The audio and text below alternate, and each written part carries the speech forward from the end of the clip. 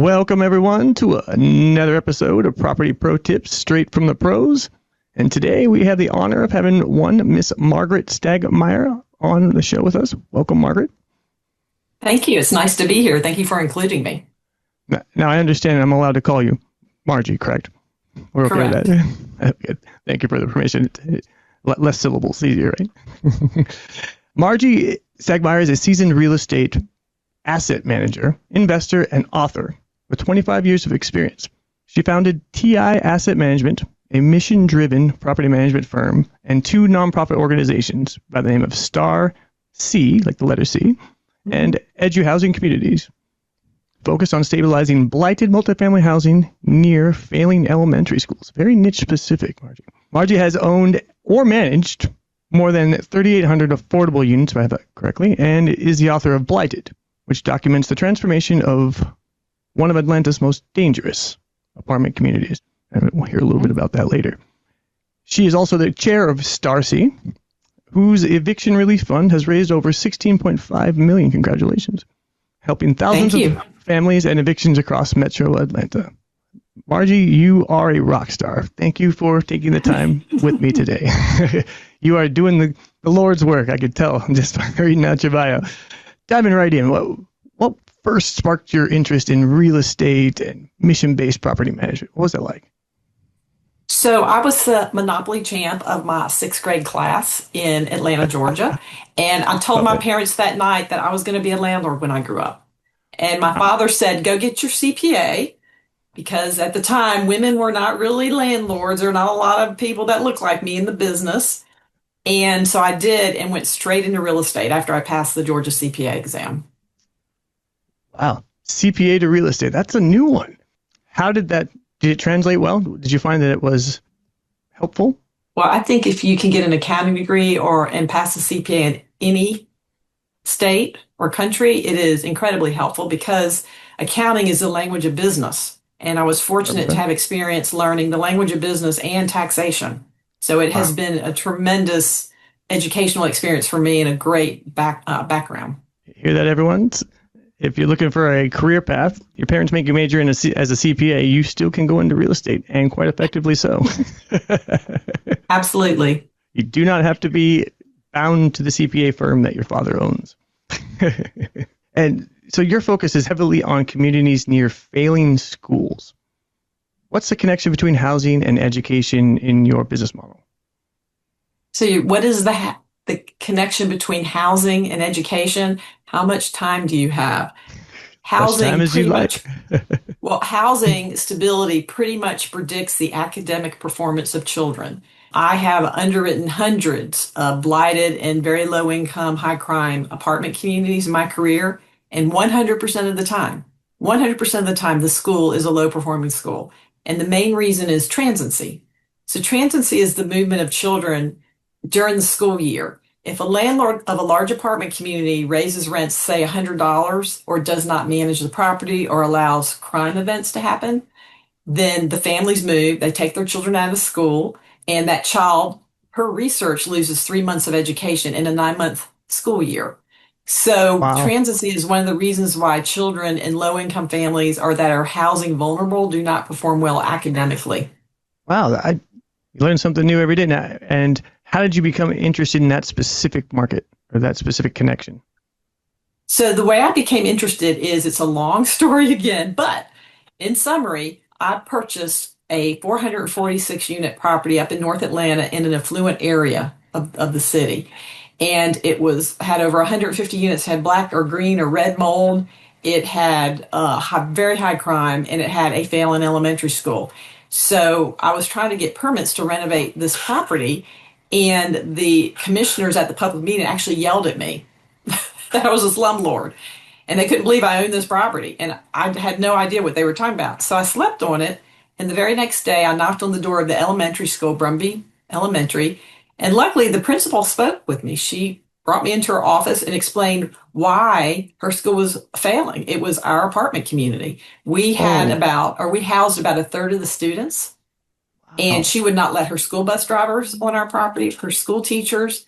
And she had this very high transiency. It was over 40%. just from our apartment community because of the turmoil. What a toxic apartment community will spill over to a school and make it toxic.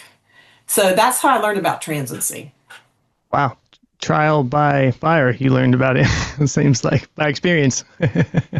How'd you go about changing that? How'd you go effectuating change via this? Was it via the school first or via the apartment community first? Or what did that look like? Well, I believe you have to change from a position of strength, and we own the apartment community. So that's where we could control the change.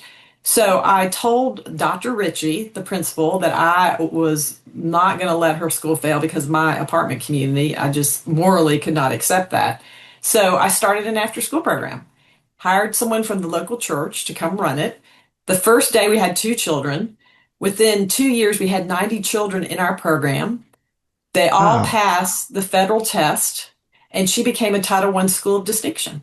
That's awesome. That was not in your bio. Yeah, no, it's yeah, and so hence, fast forward a couple years, I'm invited to speak at a regional housing forum, and I was asked to do a PowerPoint on my model. I said, "Well, I don't really have a model," and they go, "You have a model, Margie." So I did a PowerPoint, and I went and interviewed her, and she told me all this. I didn't know this. And she told me how we dramatically reduced her transiency, and it gave the children an opportunity to be in a stable setting and to actually have years of learning and improve academically. Can you tell us a little bit about what that after school program, what did it consist of? As growing up, I didn't have such things, and where I grew up, so I was curious, like what did they teach kids? Was it just a kind of aftercare for right after school you stay, and then was there a curriculum, or was it just a positive environment? So this is what the after school curriculum looks like. First, I will say there are many wonderful mission-based landlords in California that do have after-school programs and summer camps. What we do is we follow the school calendar because we're in lots of different counties. We follow the school calendar, and the children get out of school. They come straight to our facility at the apartment community, and then we do curriculum based on the student needs. So if that child has a learning disorder or has a reading issue, we'll focus on tutoring in those specific areas. And then during the summer, we have a free summer camp, and we'll pick curriculum during the 6 to 8 weeks of summer camp to do educational and academic studies. So it's pretty consistent. We are in 7 sites in Atlanta right now, and we're growing pretty quickly. That is great. And I've heard a lot of things. I've not heard this approach before. Now, was this your curriculum that you put together? You said you brought someone in from the local school. Was there an advocate of some No, sort? I did. I am not smart enough to put the curriculum together. I leave it to the experts. So we have staff that puts together curriculum, follows metrics, works on tutoring, training. So we have staff that do that. And it depends by county. That is really novel. I mean, that's such a novel concept. And then that you actually proof of the concept from the school itself. You said you have actually trends. Is it a transitory report of how many people have moved in and around that you've been able to effectuate change down on? So yes, in Georgia, each county and each school has to report transiency or mobility. Really? Wow. Not all states require it, but Georgia is one of them. And you can go to the governor's educational website and see what the transiency is by school. And what's interesting to me is if you go and you rank them, pretty much the top half of the low performing schools are the ones with the high transiency. Wow. What an interesting correlation. And the top 10 schools will have a very, very low transiency rate. Wow. Now, I want to take a little guess here, but does that dovetail into the book you wrote, Blighted? It does. So do you want to talk a little bit about Blighted? Yeah, I'd love to, if you don't mind sharing a little bit of the story behind Blighted and what surprised you most during the project. I was very fortunate to meet with the Bill and Melinda Gates Foundation, and we kept having these calls to prepare, like 3 of them. And I'm thinking, why are we doing all these calls? Well, on one of the calls, there was a gentleman by the name of Matthew Desmond who had just published the book Evicted, and he had won the Pulitzer Prize. So I knew when we met with the foundation that Matthew would be there. So I went and bought his book, read it, was hooked. There's a reason it won the Pulitzer Prize. So anyway, the day comes, and it's actually Bill and Melinda Gates. So that's why we had all these meetings. So I got to spend an hour with them, they're just lovely people. But afterwards, Matthew was just standing in the hallway. I said, well, you want to come have lunch with me? And he did. And I was sharing with him, I had just purchased a 244 unit property, severely blighted, highest 911 call rate in the city for an apartment community, regional drug hub, very dangerous. Wow. And he said, Margie, you have got to write a book. And so I followed his format where I basically picked out 15 people and followed them for 3 years as I renovated this property to understand kind of the sociological impact, the impact on crime, the impact on education. It was really interesting. I had never sat in living rooms of tenants or police cruisers or classrooms before owning a property. It was very eye-opening for me. And it really was just a wonderful experience for me to truly understand the impact of housing on healthcare and education. While you're writing the book, or maybe it's just as part of the book, what was the biggest takeaway or, I don't know, aha moment while you were doing it? So what was interesting about Blighted is I followed a four-generation family, and you could just see the poverty Wow. you could see the poverty go Wow. through the generations. And it was tied to the housing. Because of the high crime, the parents would not let their children play outside. They had to go from like school to apartment, and the school was only like a block away. So they're sequestered. These kids are Yeah. sequestered in this, apartment all day. Sometimes some of these households have four kids. They were just going nuts. And so that affected them emotionally. The trauma actually affects brain development. All the children were low readers. What causes asthma is roaches. I didn't really know that either. Really? So a lot of the 68 children, about 60 had asthma. And so you could just tell the contribution of the housing to the intergenerational poverty. This four-generation family, the matriarch, they were doing everything right. She was a domestic. She worked full time, never missed a day, very religious. She made $20,000 a year. And this was only 5 years ago. Her daughter worked for Fulton County as a custodian. Her granddaughter worked for Fulton County in the judicial system. And yet their children, it was just a repeat of the poverty because they were low readers, they had asthma, they were traumatized by all the drug dealers. You could just see how the next generation through housing really did not have a chance of getting out of poverty. Holy cow. Wow. And you're like, that's my property. Okay, well, I can fix this. I did fix it. And that's the kind of landlords we need. Because not just like throw your hands up and walk away. I'm completely with you. That's a whole different topic. There's proactive landlords, and then we have the slumlords. And never like it when I hear that landlords are just thrown into a box. We're not. There's a whole bunch of different types of landlords, and it's a small minority, just like it with anything else. It's the 5% that are slumlords that give the rest of us a bad name sometimes. So thank you for sharing that. That is a very interesting, such an interesting correlation between the slumlordness of a building and the school nearby, and how the students are affected by that. I don't know if many people have put that together. What was interesting is we put the two great grandchildren, they were 6 and 8 in our after school program, our Star-C program. We had to get the crime cleaned up first, which we did. Crime plummeted after we bought it. We ended up arresting 11 people. And within a year, our children were outperforming their peers on the Wow. reading and standardized math test, which we were really surprised. Congratulations. We always say it takes about 5 years, Mhm. but within a year, they were outperforming their peers. They just needed some peace at their house, what they went home to. Wow. And my happiest day going to that property is when I was there and the drug dealers had all been arrested and all the kids were out playing on their bicycles. Oh, It was wow. just, I was Oh, like, it gives you wow, chills. this is Yeah. fantastic. Yeah. You See can all the actually kids see the riding around. change. Yeah. That's amazing. Oh, I love it. And then about a year later, we worked with CarMax Foundation and built a Kaboom playground. So now they have their whole play space that's in a courtyard with family picnic tables, and it's a very communal property. Now all the neighbors know each other. Oh, that's amazing. That's amazing. That's amazing, Margie. What has been the most rewarding part of launching Star-C and watching the eviction relief fund grow? Say the most interesting thing about launching Star-C is seeing the impact and meeting the families and just knowing that you're doing something good for your community.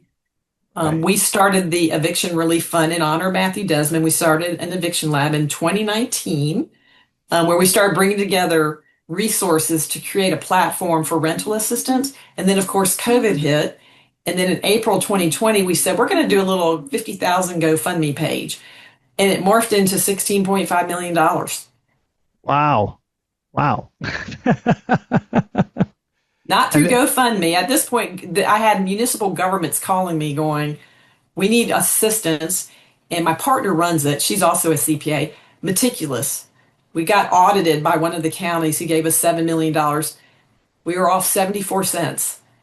And I had to wire them back the 74 cents. That's how 74 cents. meticulous, that's how meticulous it was run. It was incredible. My partners did a really good job on it. Wow. 74 cents. I love it. Like you need this. Like, really? You have to wire you 74 cents? They're The like, wire yes. costs more than that. Like a lot Well, more. at Synovus Bank, it's the smallest wire that the gentleman had ever done in his career. I go, I hope to keep that record. That's awesome. Now, tell me a little bit. We didn't talk about what is the eviction relief fund. We didn't talk about that much. Give a little background on what that fund is for. So it's a platform where landlords can sign in to Star-C. We had over 330 landlords sign in Georgia, and they can apply for rental assistance for their tenants. At some point, we got into the federal money, so we had to follow their format where we just paid 100% up to a certain amount if the tenant qualified. But when we originally started, we got to design the program, and the way we did it is we designed it as a scholarship. The tenant could apply, and the landlord had to put up 10%. The tenant had to pay 20, and we paid 70. And we allowed up to $2,500 at the beginning of the pandemic. And that was Wow. wonderful because the landlords controlled the process. And I mean, some of our landlords were submitted 20 claims a week, like through Right. 2020. Right. Once the federal money, and I'm sorry, any listener who works for the federal government, but once the federal money got involved, the red tape took over and all the rules took over. And it was a little much harder from an administrative standpoint to manage, but we got through it. Harder to give away free money.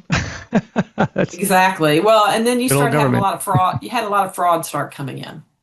People saying they're on a lease and it's a made up person. Right. Yes. Got it. Or So they didn't live in Georgia, or they didn't qualify. And so anyway, we've spent all the money. We closed it last year. okay. Well, so there's a temporary release for that. The story keeps getting better and better. Tell me, how did you balance the business side of asset management with your strong community impact goals with the school and the counties and the states, et cetera? What was that balance like? So how did I balance it? I think of apartment landlords as mini mayors.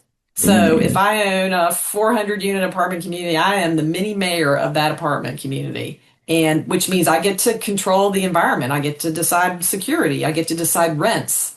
I get to decide rules. And I get to decide if I'm going to have an after school program or summer camp or do a partnership with Grady Hospital, who is a local level 1 trauma center. I get to decide. So to me, the Star-C work was simply an extension of my day-to-day work as a landlord. It's been really enjoyable. I'm not going to say it's easy work. It is hard work, but I really enjoy it. So for you, was it a need to balance? It just was. Exactly. And actually, I think having the services, the resident services, in some ways makes our lives easier because we find that our tenants tend to renew their lease. Their children aren't out doing destruction. You have a community, so everyone gets along for the most part. It's not perfect. And then you have kind of an impromptu security because people are out and about watching who's on the property. People aren't sequestered. Like self-policing in a sense. Exactly. And so interesting. Makes me want to do something like this. It's because it's so out of the box, and from my view, from my perspective here in California, it's like that would be harder to do in California. Let's put it that way. what you did, Yeah, probably. because just the fact of getting anybody out of anything, anywhere, even if they're bad actors or even if they have a warrant, good luck. Yeah. It's not what's going on here.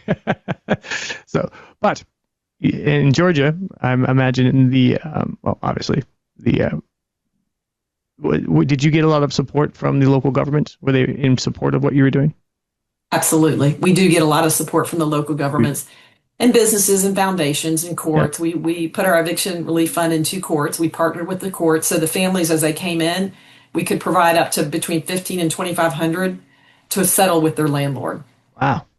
So you must be a local celebrity. Do they have your face up on like a little billboard somewhere? The mayor of that neighborhood?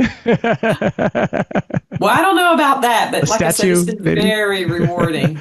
Absolutely. No, I imagine that if those were one of my kids and I was living in that building, I would be very grateful and have a lot of love Oh, for you and appreciation if at the minimum.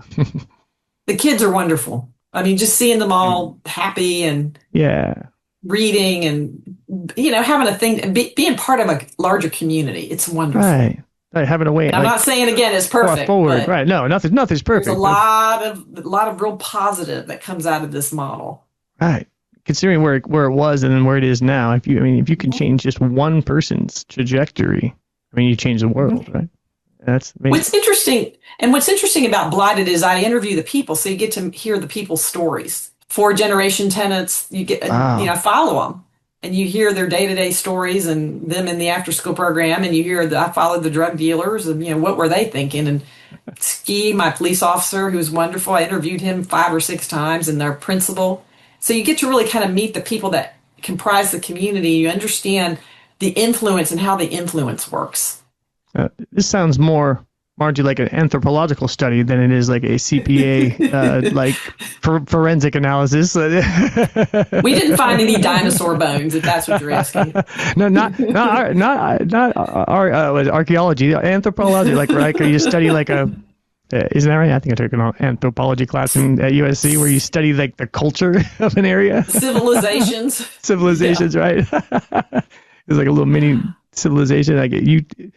There's not many people I know that have effectuated this kind of change where you actually changed a neighborhood or even like a city. That's the end. Yeah. So anyone listening, if you really want to change the world, find the building next to the school with the high transitory rate. That's a really cool KPI or like an indicator that tells so much that I never knew about. Thank you for sharing with that. So last question before we go into our rapid fire round. What's your vision for expanding this model to other cities, and what kind of partnerships would you need to make it possible? So we are actually doing a fundraiser right now to take the model national. I've got a couple landlords around the country, including one in California that might be interested. And what we want to do is establish a platform of best practices. Every city and every county has their own political agenda, their own educational system issues, their own housing regulatory environment. But what we want to do is simply share best practices, because I've had dozens of landlords reach out to me across the country saying, okay, how do I do this? Or I do pieces of it. I want to do an after school program. Show me what the format, what the documentation, the credentialing, how does it all work?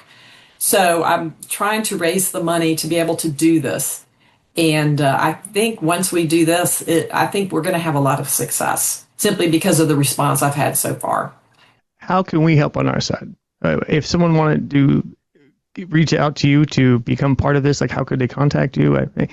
Shameless self-promotion, please. Tell us what we can do here, or and how do we get in hold of you? What do you need? And if the landlord is interested here in California? Well, they can reach out to me maybe through LinkedIn, Margaret Stagmeier, or they can go to our website, www.star-c.org. And that's pretty much the way to connect with us. Great. So, we're very interested in partnerships. Great. And we'll make sure we put all that in the show notes down at the bottom and links when we post the episode live. And are you actively looking for partners at this very moment? Is it live? Yes, we are actively looking for partners. Excellent. And what is your timeline for the raise, I guess you could say, or for the in the next year, I'd like to raise $1 million by the end of next year. Okay. And I've already gotten a little bit committed so far. Great. And are you doing the fundraising yourself? Yes. You are a machine. A machine for good.